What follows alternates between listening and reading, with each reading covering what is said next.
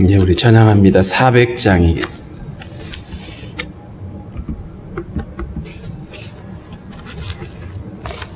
찬송 400장.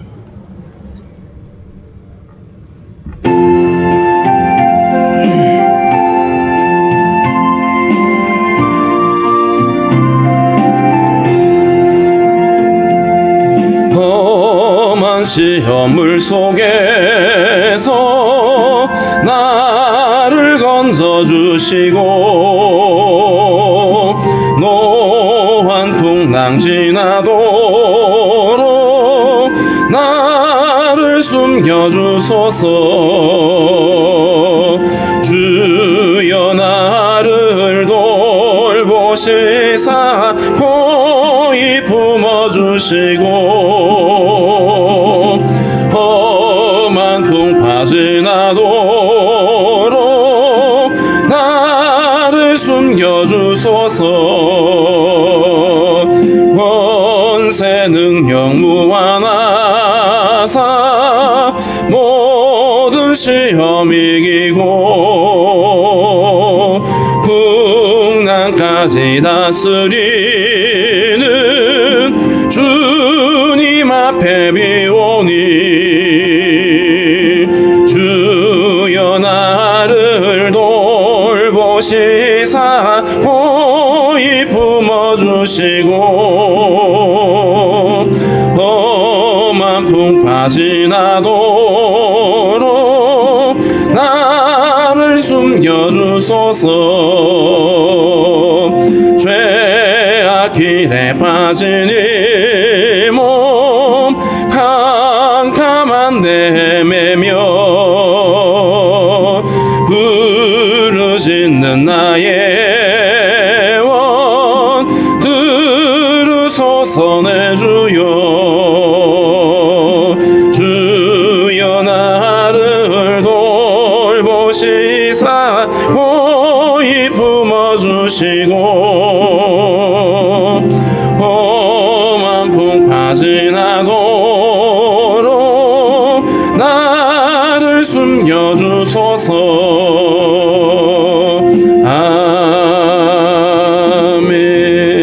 아멘.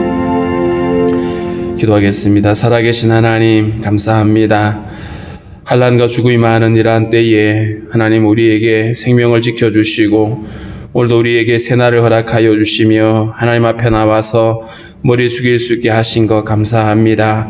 주님이 허락하신 이 한날도 온전히 주님과 동행하게 하시고 주의 길을 쫓아 행할 수 있는 저희들 되게 하여 주시기를 원하고 기도합니다. 한순간도 주님 없이는 살 수 없는 우리 인생들이기에 더욱 주님을 의지하며 주님 바라보는 믿음으로 살아갈 수 있도록 인도하여 주옵소서. 하나님 아버지, 전염병이 창건한 이때에 많은 아버지 사람들이 두려움과 절망 가운데 있는 이러한 상황입니다. 주님 불쌍히 여겨주시고 하나님 아버지 이러한 환난을 통해서 더욱 우리가 주님을 알아가는 시간 될 수 있도록 도와주시기를 원하고 기도합니다. 우리를 얽어매고 있는 모든 염려와 근심들 주님 앞에서 벗어내려놓을 수 있는 저희들 될 수 있도록 주님 인도하여 주옵소서. 오늘도 머리 숙여 기도할 때에 우리에게 말씀하여 주시고 우리로 하여금 주의 말씀에 귀를 기울일 수 있도록 도우시고 말씀들이 깨달을 수 있도록 주님 도와주시기를 원합니다. 성도들의 모든 아버지 연약함을 아신 하나님께서 강건함으로 함께하여 주시고 깨끗하게 하시며 부족한 것들을 때를 따라 공급하시는 하나님의 은혜로 풍성케 하여 주옵소서.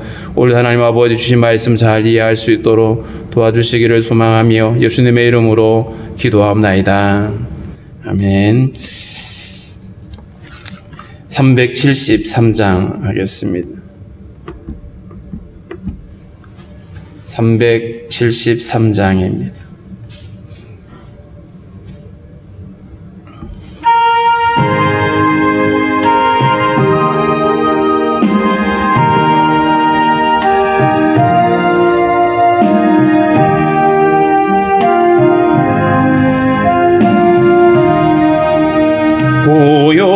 고요한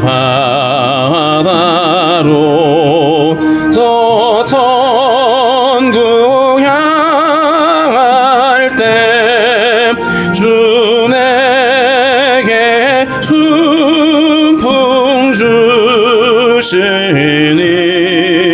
참 감사합니다.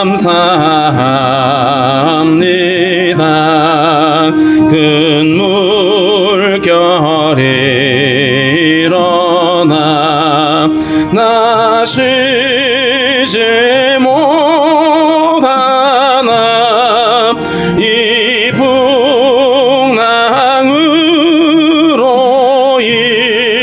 인하여 더 빨리 갑니다.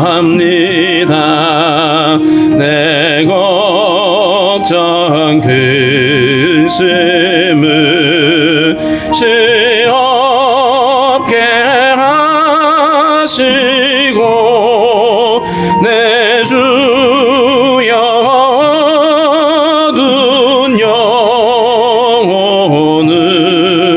곧 밝게 하소서.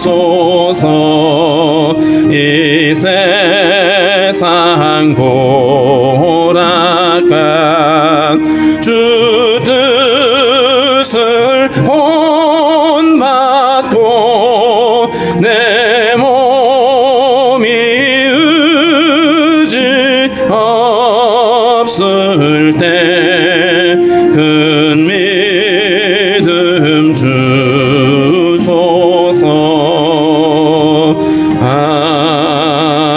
아멘. 누가복음 8장 16절부터 25절까지 교독을 하겠습니다.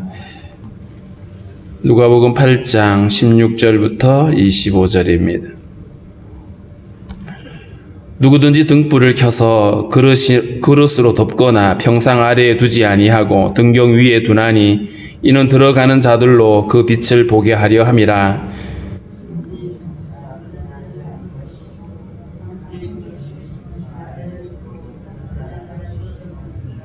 그러므로 너희가 어떻게 들을까 스스로 삼가라. 누구든지 있는 자는 받겠고 없는 자는 그 있는 줄로 아는 것까지도 빼앗기리라 하시니라.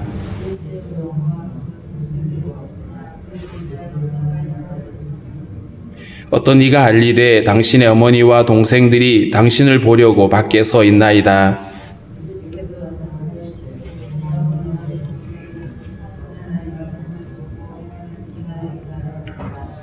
하루는 제자들과 함께 배에 오르사 그들에게 이르시되 호수 저편으로 건너가자 하심에 이에 떠나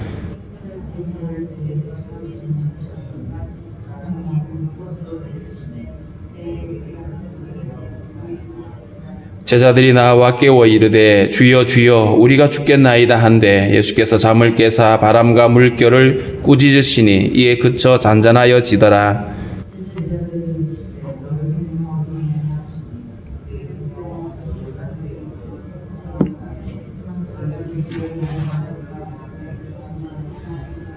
아멘, 아멘.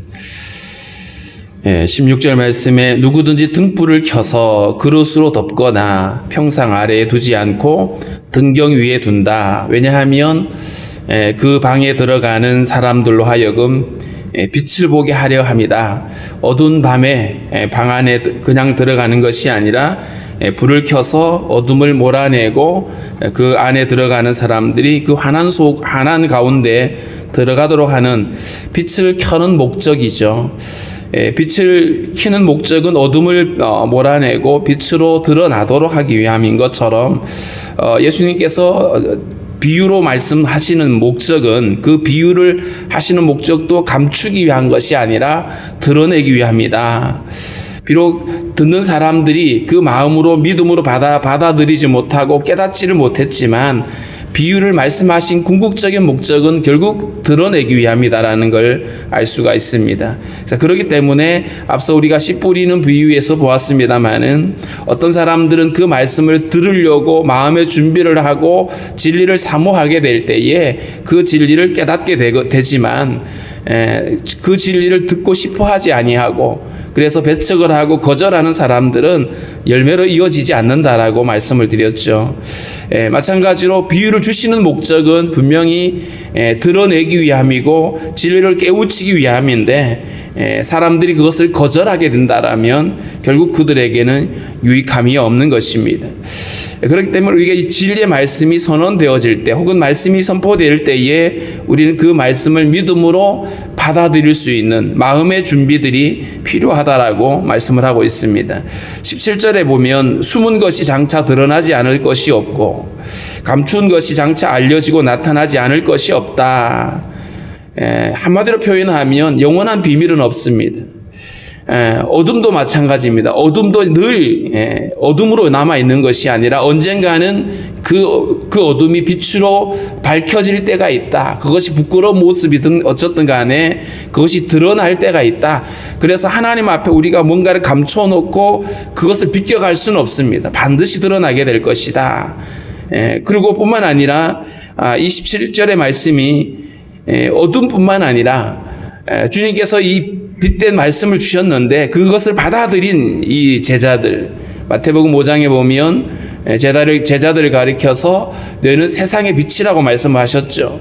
그러면서 유사한 말씀을 하셨습니다.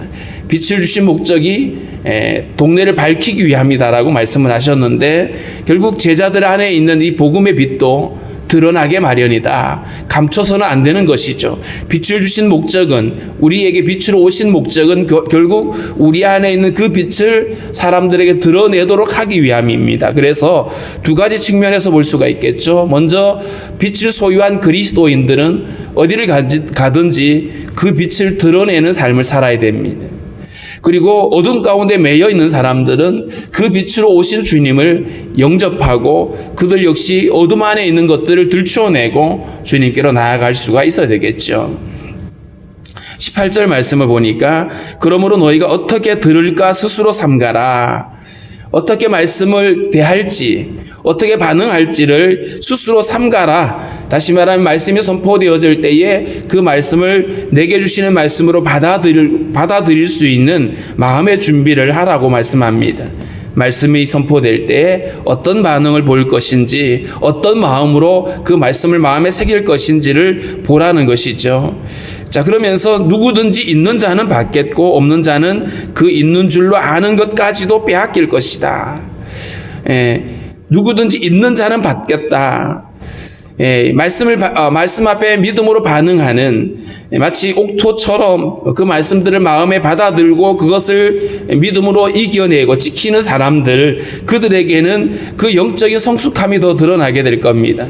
그러나 그렇지 않는 사람, 없는 자는 그 있는 줄로 아는 것까지도 뺏길 거다. 이 말은 바리새인들을 지칭하죠.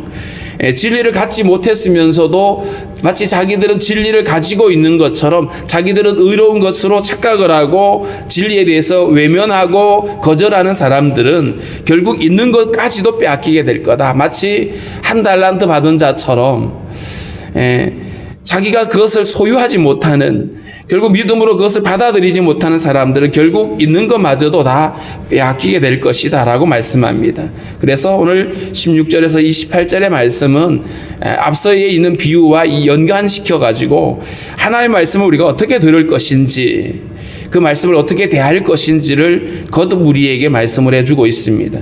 19절에서 21절에도 크게 다르진 않습니다. 예수의 어머니와 그 동생들이 예수님이 계신 곳으로 몰려왔는데 무리로 인하여 가까이 하지 못했다. 예수님은 성장하신 다음에 공생애를 시작할 때에 나사렛에서 가버나움으로 이사하셨죠. 그런데 아마 이 가족들은 나사렛에 남아있는 걸로 보여지는데 어머니와 동생들이 예수의 소문을 듣고 왔는데 마가복음에 보면 그 소문이 예수님 미쳤다, 제정신이 아닌 것 같다라는 얘기를 들었어요. 그래서 예수님을 만나러 왔습니다. 그런데 무리들이 많이 몰려 있어서 안으로 들어갈 수가 없죠. 밖에서 누가 알려줍니다. 당신의 어머니와 동생들이 당신을 보려고 밖에 서 있습니다.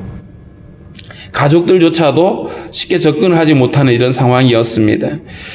여기서 분명히 예수님은 육신의 동생들이 있었습니다. 어머니 마리아에게서 난 동생들이 있었죠. 처음에는 이 동생들이 예수님의 행동에 대해서 이해하지 못했습니다. 그런데 예수님이 십자가에 돌아가시고 부활하신 이후에 이 제자들은 예수님을 알게 되고 그리고 예수님을 믿고 따르고 초대교회의 아주 중요한 인물들로 활동을 하게 되죠. 대표적인 인물이 바로 야고보서를 기록했던 그 야고보가 예수님의 동생입니다. 혈육의 동생이죠. 그 어머니와 동생들이 밖에 와 있다는 얘기를 전해 들은 예수님이 이렇게 말씀을 하시죠. 내 어머니와 내 동생들은 곧 하나님의 말씀을 듣고 행하는 이 사람들이라. 육신의 어머니와 형제가 왔는데 예수님께서는 그 육신의 어머니를 인정하지 않는 부분이 아니라 거기 앉아서 말씀을 듣고 있는 사람들을 가리키면서 이 사람들이 바로 내 어머니고 형제다라고 말씀을 하시는 거죠. 이 말의 의미는 결국 하나님 나라의 복음을 선포하시는 주님이 하나님 나라의 일원이 되는 사람들은 어떤 사람들이냐, 누가 하나님의 나라의 백성이 되는 것인가 라는 얘기를 하고 있죠. 그러면서 내 어머니와 내 형제는 하나님의 말씀을 듣고 행하는 이 사람들이다. 앞서 씨 뿌리는 비유를 선포하고 가시는 곳곳마다 하나님 나라를 선포했던 그 주님의 말씀을 듣고 행하는 사람들이 바로 하나님 나라의 건속이 되어지는 가족이 되어진다라고 말씀하고 있습니다. 그러므로 이 말씀이 앞서 비유의 말씀과 연관되어지는 말씀이죠. 말씀을 듣고 행하는 사람들, 그것을 참 좋은 마음으로 착하고 온전한 마음으로 말씀을 받아들고 그것을 인내함으로써 끝까지 지키는 사람들, 말씀을 듣고 행하는 사람들이 바로 하나님 나라의 건속이라고 그렇게 설명하고 있습니다. 22절부터 25절에는 갈릴리 호수에서 일어난 사건인데, 하루는 제자들과 함께 배에 오르사 그에게 이르시되 호수 저편으로 건너가자. 유대인들은 이 갈릴리 호수를 바다라고 불렀습니다. 이 바다라고 하는 용어로 불렀는데, 이 누가복음에 기록을 하면서 수신자가 이방인이었죠. 그렇기 때문에 바다라고 표현하지 않고 호수라고 표현했습니다. 이 갈릴리 바다가 너비로는 40km 정도 돼, 100리 정도가 되고 이 길이는 120km 정도가 되니까 굉장히 큰 호수죠. 그래서 바다라고 말했고 수심이 깊은 데는 50m 이상이 되는 깊은 곳입니다. 그런데 호수 저편으로 건너가자. 호수 이쪽 편은 갈릴리 지역이라고 그래가지고 여기는 이스라엘 땅에 해당이 되어지고요, 건너편에는 이방인들이 사는 곳입니다. 그런데 예수님이 호수 저편으로 가자, 거기는 이방인 지역인데 그곳으로 가자고 하시죠. 그래서 배를 타고 같이 갑니다. 행선할 때에 예수님이 잠이 드셨다. 하루 종일 사람들에게 말씀을 가르치고 병자를 고치고 하시면서 지칠 대로 지쳐 있죠. 예수님도 똑같이 우리처럼 몸을 가지신 분이기 때문에 피곤하고 배고프고 목마르고 하는 것들을 다 경험을 하셨어요. 잠이 들었는데 마침 강풍이 호수로 내리침에 물이 가득하게 되어 위태하더라. 호수기 때문에 평소에는 잔잔한데 가끔 한 번씩 바람이 내리치면 이게 사방으로 산이 둘러싸여 있는데요, 이 호수면이 지중해 바다보다도 한 200m가 낮습니다. 그러다 보니까 이런 바람들이 일어나고 결국 그것 때문에 풍랑이 일어나는 경우들이 있는 것으로 알려지죠. 그래서 호수에 바람이 이렇게 내리침으로 인해서 물결이 일어나고 그것 때문에 배에 물이 차게 됐다. 근데 물이 가득하게 되었다라고 표현을 했는데 아마도 위태할 만큼, 위험할 만큼 이제 어려운 지경이었죠. 제자들이 어부 출신이 상당수가 있었음에도 불구하고 그 상황을 헤쳐나가는데 어려움이 있었습니다. 그래서 제자들이 예수님께 이렇게 말하죠. 주여 주여 우리가 죽겠나이다. 예수님을 깨우면서 우리가 죽을 것 같은데 그냥 잠만 자고 계실 거냐라고 하는 말이죠. 여기서 우리가 먼저 한 가지 알 수 있는 것은 예수님과 함께 하는 곳인데도 불구하고, 예수님과 함께 가는 길인데도 불구하고 환난이 오더라. 예수를 잘 믿고 믿음 생활 잘 하고 있는 우리들에게도 환난이 찾아온다는 사실을 우리는 기억을 해야 됩니다. 예수만 잘 믿으면 복 받습니다. 이래가지고 예수 믿는 사람은 병도 안 걸리고 사업에 부도도 안 나고 어려움도 안 생길 거다라고 생각하는 것은 잘못된 생각이죠. 성경 곳곳에 정말 믿음으로 살아가는 사람들에게 환난이 찾아오고 고난이 찾아오거든요. 오늘 제자들이 분명히 예수님이 함께 건너가자라고 해서 예수님의 의도에 따라서 같이 가고 있었어요. 그런데 환난이 찾아온 거죠.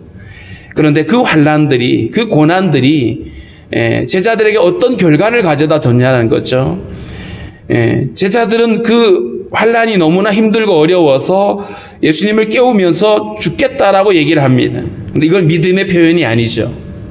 예수님을 깨우기는 했지만 예수님에게 도움을 요청하는 것 같기는 하지만 믿음은 아니었습니다. 예수님이 깨어났습니다. 그리고 바람과 물결을 꾸짖었더니 바람과 물결이 잔잔해졌습니다. 그리고 예수님이 책망하시는 말씀을 하죠. 너희 믿음이 어디 있느냐. 예수님이 왜 이렇게 책망을 하셨을까요? 예수님과 함께 동행하면서 이들은 수많은 기적을 경험했고 죽은 자를 살리시는 주님을 경험했어요. 근데 제자들에게는 그런 것들은 봤지만 자연을 이길 거라고는 생각을 못했던 거죠. 아직도 이 제자들은 예수님이 누구인지를 다 알지 못했습니다. 그래서 그 상황 가운데 예수님에게 잠자고 계시는 예수님한테 도움을 요청하기보다는 사실은 오히려 자기들의 그 힘들고 어려운 상황을 지금 불평을 하고 있는 거죠. 예수님이 같이 가자고 그래서 같이 건너가고 있는데 어려움이 찾아온 겁니다. 이스라엘이 광야를 지나갈 때에 끊임없이 그들은 많은 환난들을 경험하게 됩니다.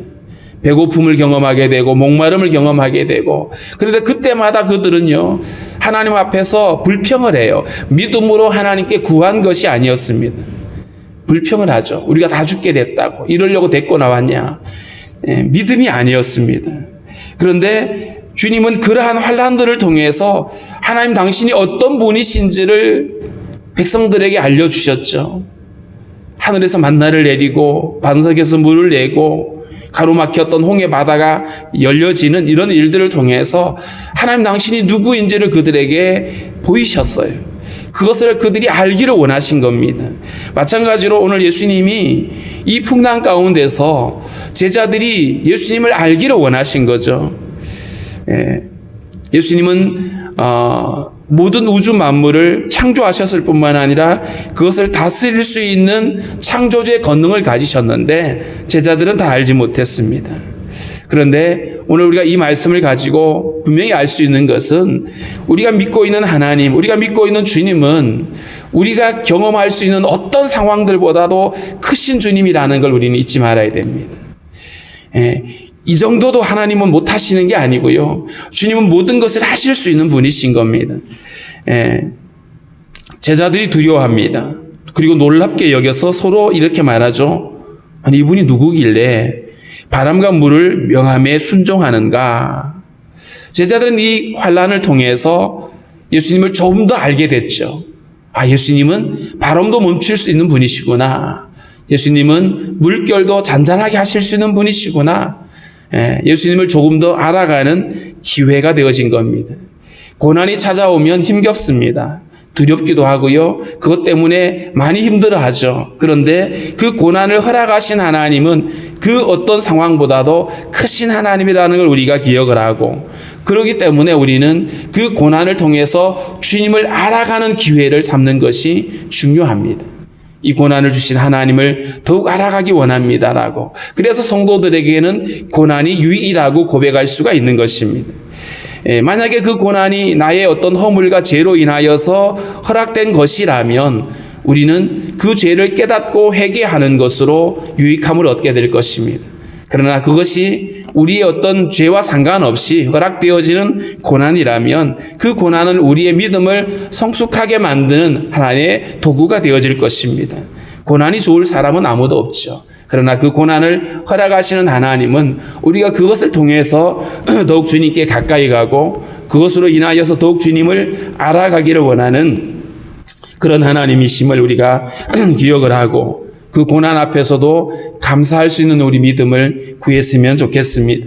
오늘 말씀을 가지고 두 가지를 기도했으면 좋겠습니다. 하나는 하나님 말씀을 대하는 우리의 태도를 다시 한번 새롭게 하는, 언제나 하나님 말씀을 듣고 그 말씀을 듣고 행하는 믿음을 허락해 달라고 기도하시고, 또 하나는 우리에게 고난이 찾아왔을 때에 그 고난을 우리가 어떻게 이겨낼 것인지, 그 고난 앞에 우리가 어떤 반응을 보일 건지 우리에게 믿음을 달라고 또 함께 기도하겠습니다.